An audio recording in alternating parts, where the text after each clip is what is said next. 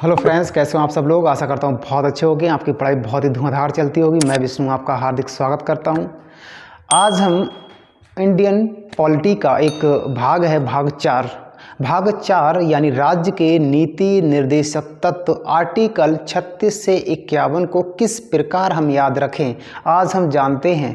बिल्कुल ट्रिक के माध्यम से जानेंगे, आपके जहन में घुस जाएगा कि आप भूलना भी चाहोगे ना, तब भी आर्टिकल भुला नहीं पाओगे, ये वादा है मेरा। तो स्टार्ट करते हैं। देखिए, 2 ट्रिक में हमने आर्टिकल यहाँ पे देखते हैं। आर्टिकल 36 से 51 के बीच में हम पढ़ेंगे राज्य के नीति निर्देशक तत्व भाग 4। देखिए, आर्टिकल 36 से 51 आर्टिकल काफ़ी हैं, इसलिए 2 ट्रिक के माध्यम से इसको हम समझेंगे। देखिए, मान लीजिए गांव में एक गांव का प्रधान है, उसका नाम है नानक। क्या नाम है? नानक। तो नानक ने पुरुषों को गांव में 3 काम दिए। नानक ने क्या लिखा है? नानक ने पुरुषों को गांव में 3 काम दिए। एक ट्रिक ये हो गई।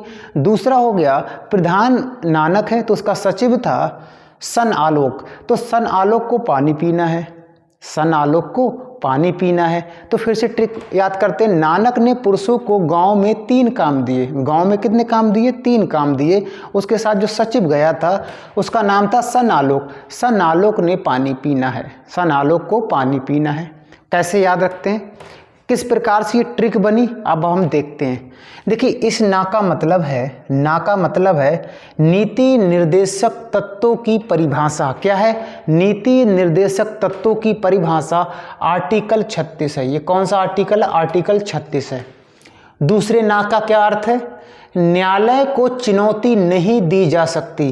कहने का मतलब ये है, अगर राज्य का नीति निर्देशक तत्व लागू करना है तो आप न्यायालय में चुनौती नहीं दे सकते, पूरी तरह से राज्य पर निर्भर है। ये जितने भी आर्टिकल हैं 36 से 51, ये पूरी तरह राज्य पर निर्भर हैं। तो यहाँ लिखा है पूरी तरह से राज्य पर निर्भर होते हैं। इसका का क्या मतलब है? कल्याणकारी बनाना। किसको बनाना है? राज्य को। पढ़ क्या रहे हैं? राज्य की जितनी नीतियां हैं और संविधान जो निर्देश देते हैं वो हम इसी के तो अंतर्गत पढ़ रहे हैं। तो ये आर्टिकल हो जाएगा 37। कौन सा? न्यायालय को हम चुनौती नहीं दे सकते, पूरी तरह से राज्य पर निर्भर होते हैं। ये हो जाएगा आर्टिकल 38, कल्याणकारी बनाना राज्य को। कल्याणकारी कैसे बनेगा राज्य में सामाजिक, आर्थिक और राजनीति में सहायता देना राज्य का कर्तव्य है। राजनैतिक। ये हो गया 38।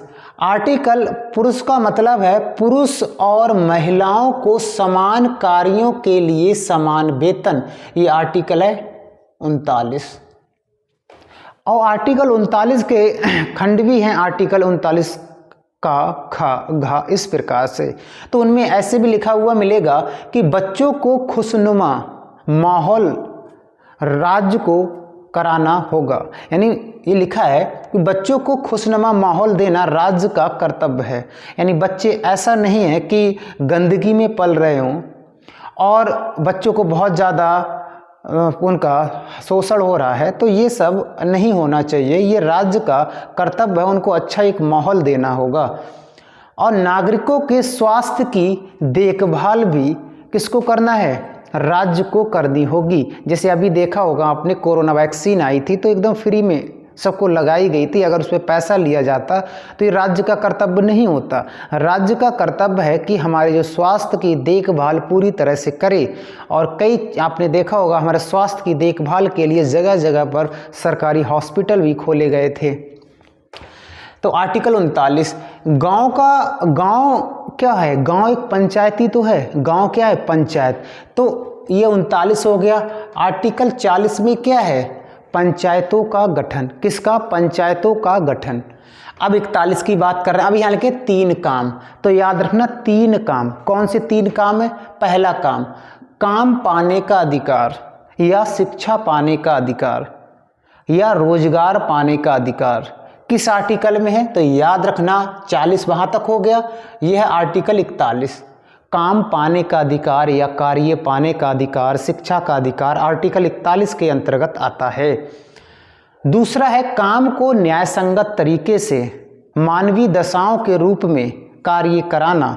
यानी काम को न्याय संगत, काम को जिस प्रकार से काम होना चाहिए उसी प्रकार से कराना होगा। ऐसा नहीं है एग्जाम्पल, जैसे मान लो आप एक तबेले में गए, अब वहाँ पे आपको ज़बरदस्ती काम कराया जा रहा है, ऊपर से उसका गोबर का महक आ रहा है, फिर आप कह रहे हो कि बिल्कुल काम मुझसे सही से हो नहीं पा रहा है क्योंकि इधर महक आ रहा है और ऊपर से आप काम कराया जा रहे हो।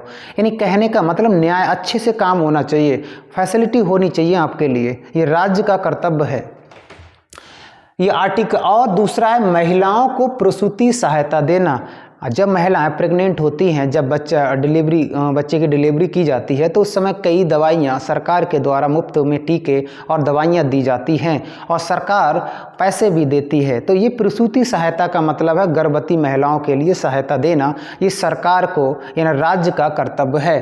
ये आर्टिकल 42 है। कितना है ये? आर्टिकल 42 है।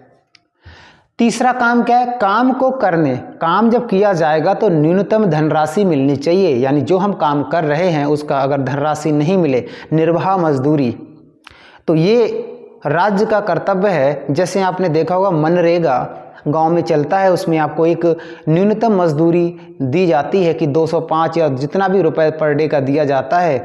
ये किस आर्टिकल के तहत है? तो आर्टिकल 43 के अंतर्गत है। कितने? आर्टिकल 43 के अंतर्गत है। और काम के बीच में अवकाश भी होना, जैसे आप पूरा 7 के 7 दिन काम नहीं कर सकते, बीच में आपको अवकाश देना राज्य का कर्तव्य है। ऐसा नहीं है 7 दिन आपको ड्यूटी लगाई जाए या 7 दिन आपसे मजदूरी कराई जाए। ये आर्टिकल 43 के अंतर्गत आएगा। उसके बाद है सा, दूसरी ट्रिक आ गई। ये यहाँ तक पहली ट्रिक समाप्त हो गई है। सन आलोक को पानी पीना है।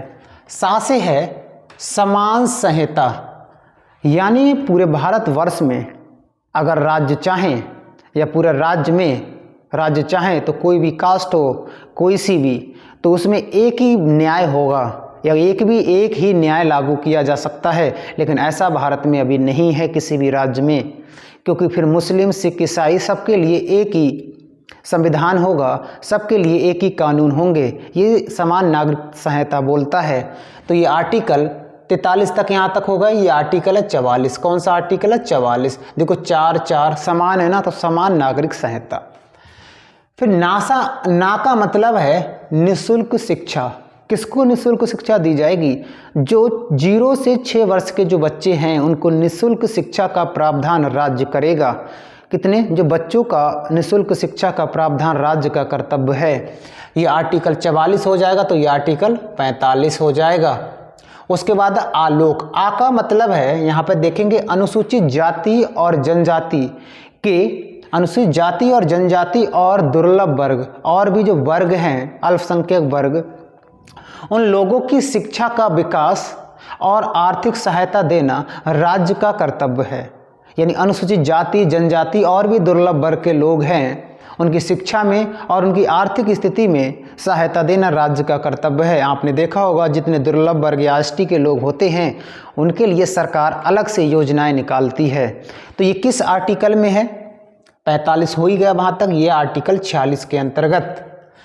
ला का मतलब है लोक स्वास्थ्य की रक्षा, यानी लोक मतलब जनता की रक्षा करना राज्य का कर्तव्य है। अगर स्वास्थ्य में किसी भी व्यक्ति की कोई कमी आ रही है, किसी खाद से या किसी मादक पदार्थ से, तो राज्य उसको प्रतिबंध कर सकता है, यानी बंद कर सकता है।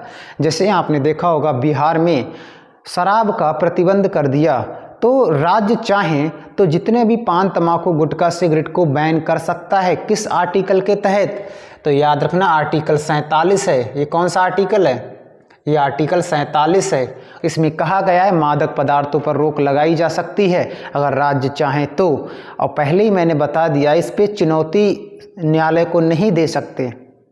ये पूरा जो आर्टिकल है 36 से 51, ये पूरा राज्य के ऊपर निर्भर है। जैसा राज्य चाहेगा वैसा ये उस पर संशोधन कर सकता है या लागू नहीं करेगा। का मतलब है कृषि एवं पशुपालन। कृषि भी कर सकता है, पशुपालन में जितने भी पशुपालन जानवर का जब पशुपालन करते हैं और भी कृषि में जब कृषि करते हैं तो काफ़ी हमें सरकार के द्वारा योजनाओं का लाभ उठाने को मिलता है। और गौवध पर भी प्रतिबंध है, इसमें लिखा है गौवध पर भी प्रतिबंध है। किस आर्टिकल में? 47। ये आर्टिकल है 48। कौन सा आर्टिकल? 48। तो 48 आर्टिकल कहता है कृषि और पशुपालन और गौवध पर प्रतिबंध लगाया जाएगा। पी का मतलब है पर्यावरण एवं वन्य जीव की रक्षा करें। पर्यावरण यानी पेड़ लगाओ और वन्य जीव यानी वनों की और जीवों की रक्षा करें। ये किस आर्टिकल में है? तो आर्टिकल 48 है और ये पर्यावरण वाला है 48 का। ये आर्टिकल 48 का है। इसमें कहा गया है कि पर्यावरण की रक्षा और वन्य जीव की रक्षा करें। उसके बाद है ई से इमारतों का संरक्षण। जितनी भी राष्ट्रीय इमारतें हैं भारत में, जैसे ताजमहल हो गया, लाल किला हो गया, स्टैचू ऑफ यूनिटी हो गया, इनकी रक्षा करना राज्य का कर्तव्य है। जिस राज्य में ये होंगे उसी राज्य में उसकी देखभाल, डेंटिंग पेंटिंग करने का सारा कार्य राज्य संभालता है। तो ये किस आर्टिकल में? 48 हो गया। तो ये आर्टिकल कौन सा है? 49। कौन सा आर्टिकल है? 49। ना का मतलब है न्यायपालिका और कार्यपालिका का पृथक्करण, यानी न्यायपालिका न्याय देगी, कार्यपालिका अपना कानून को लागू करेगी। इन दोनों का जो कार्य है वो अलग होना चाहिए, ऐसा नहीं कि दोनों आपस में टकरा जाएं। दोनों का पृथक्करण किस आर्टिकल में कहा गया है? तो आर्टिकल 50 में। 49 यहाँ तक हो गया, ये आर्टिकल 50 में ये कहा गया है। ए का अर्थ है अंतर्राष्ट्रीय और आंतरिक शांति और सुरक्षा का प्रावधान राज्य के ऊपर निर्भर होता है। ये आर्टिकल 51 है। अब आप देखिएगा हमने बहुत ही आसानी से आर्टिकल 36 से 51 तक कंप्लीट किया। इसको आप नोट कर लेना। और इसी प्रकार की अगर आपको और भी आर्टिकलों की वीडियो चाहिए या इसी प्रकार से आपको पूरा संविधान प्रोवाइड कराया जाए तो आप कमेंट्स बॉक्स में ज़रूर बताइएगा। तो आज के लिए इतना ही, मिलते हैं अगली वीडियो में जब आप कमेंट्स करोगे तब। धन्यवाद।